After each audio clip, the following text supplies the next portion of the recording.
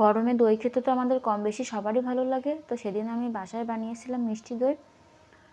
তো আগে আমি 2-1 দিন ট্রাই করেছিলাম, কিন্তু খুব একটা ভালো হয়নি, দইটা জমেনি। তো আজকে ভাবলাম যে দইটা বাসাতে বানিয়ে দেখি যে কেমন হয়। তো আমি তো আশাই করিনি যে এতটা ভালো হবে। একদম পারফেক্ট হয়েছিল, আর খেতে তো দারুণ হয়েছিল দইটা। তো গরমের ভেতরে এরকম মিষ্টি দই হলে তো আর কোনো কথাই নেই। তো চলুন আমি কীভাবে দইটা বানিয়েছিলাম সেই রেসিপিটা আপনাদের সাথে শেয়ার করি। দই বানানোর জন্য তো অবশ্যই দই লাগবে। তো আমি এখানে ছোটো 1 কাপ দই নিয়েছি। তো এটা হচ্ছে মিষ্টি দই। এটা একটা ছাঁকনির ভেতরে দিয়ে আমি দইয়ের জলটা ধরাতে দিয়ে দিলাম। তো এখন আমি ক্যারামেল বানিয়ে নেব। দিয়ে দিলাম চিনি আর সামান্য একটু জল। তো এখন আমি চুলার আঁচটা মিডিয়াম রেখে ক্যারামেল বানিয়ে নেব। যখন সামান্য একটু কালার চলে আসবে তখন কিন্তু চুলার আঁচটা একদম লোতে করে দিতে হবে। তো পছন্দসই কালার চলে আসলে এখন আমি এর ভেতরে কিছুটা পরিমাণে জল দিয়ে দেবো। জল আর ক্যারামেলটা আগে গলিয়ে নিতে হবে। তারপরে দিয়ে দিলাম দুধ। সরাসরি দুধ দিলে কিন্তু অনেক সময় দুধটা কেটে যাওয়ার চান্স থাকে। তো যদি এভাবে আগে জল দিয়ে ক্যারামেলটা গলিয়ে নেন তাহলে কিন্তু আর দুধটা কেটে যায় না। তারপরে আমি আরও কিছুটা পরিমাণ চিনি দিয়ে দিলাম। তো এখানে যার যার টেস্ট অনুযায়ী কিন্তু চিনিটা ব্যবহার করতে পারেন। তো আমি খুব বেশি মিষ্টি করিনি। আমার এখানে কিন্তু দুধটা জাল করে নেওয়া হয়ে গেছে।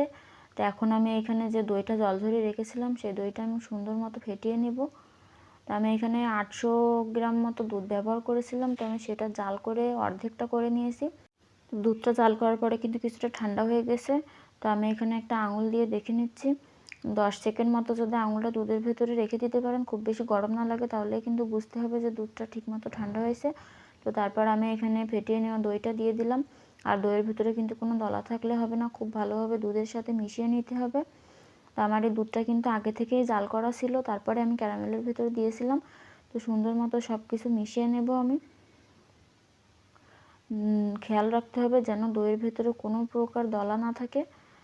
আর আমি যে পাত্রে দইটা বসাবো সেই পাত্রের চারপাশেও আমি একটু দই লাগিয়ে নিয়েছিলাম। এরপর আমি দুধটা এর ভেতরে ঢেলে দেব। তো আপনারা কিন্তু এটা যে কোনো পাত্রে বসাতে পারেন, যে কোনো পাত্রে কিন্তু দইটা জমবে। তারপর আমি চামচ দিয়ে আর একটু ভালোভাবে মিশিয়ে নেব।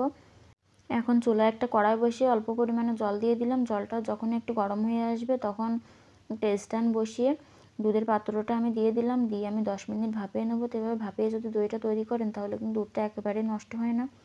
দইটাও সুন্দর মতো জমে আর খুব অল্প সময়ের ভেতরেই কিন্তু দইটা তৈরি হয়ে যায়। তারপর আমি 2-3 ঘন্টা ফ্রিজে রেখে দিয়েছিলাম। তো দেখেন খুব সুন্দর মতো কিন্তু দইটা জমে গেছে। তো এভাবে গরমে কিন্তু বাসাতেই দই বানিয়ে নেওয়া যায়। ভিডিওটা কেমন লাগলো জানাবেন। ধন্যবাদ সবাইকে, ভালো থাকবেন।